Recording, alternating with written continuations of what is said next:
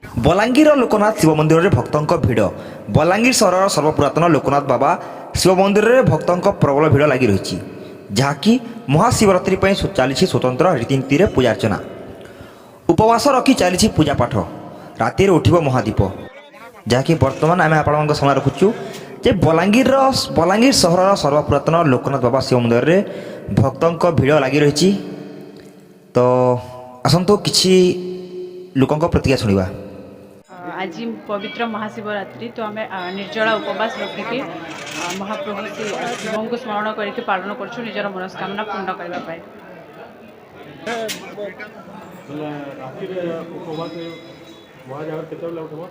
10:40 उठब महाजागरटा तो आम आज उजागर रही अखंड दीप जालिक निजर मनस्कामना स्थापन कर। आज हूँ पवित्र महाशिवरात्रि। भगवान शिव आज दिन में अवतरण करते अंधार रूपक अज्ञानता को दूर करी ज्ञान रूपक आलोक को अवतरण करते। समग्र मानव जाति ज्ञान मार्गरे परिचालित हेब, अंधकार दूर हेब, अज्ञानता दूर हेब, से मानव जाति को से प्रेरणा देते। तेणु आज मु आसी भगवान शिव को दर्शन करने उपवास रही। भगवान शिवों ठारे कामना करुच्ची समग्र मानव जाति कल्याण पाई समस्ते जमी निजर अज्ञान रूप अंधकार को परित्याग करी ज्ञान रूप आलुआ को निज जीवन में प्रज्वलित करेंगे, से समस्ते चेष्टित हे बोली मोर आशा। देव शंभु श्री लोकनाथ बाबा नमो नमः। अन्नपूर्णा गो नमो नमः।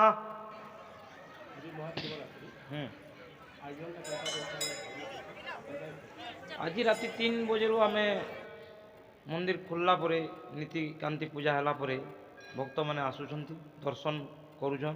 हजार हजार भक्त आसिक दर्शन कलिन आसुंच महाप्रभु को डाकुंट आम मनस्कामना पुण्य हो बोलो। हाँ प्रशासन आसिक आमको बहुत सहयोग करुछन। आज राति 4टारू आसिक प्रशासन आसिक पूरा आमको बहुत बहुत किसी सहयोग करुछन।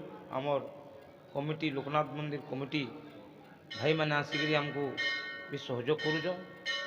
आ लोक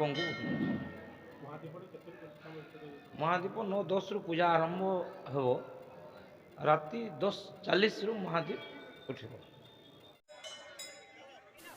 बलांगीर उमेश कुमार पगती रिपोर्ट, माटीर खबर।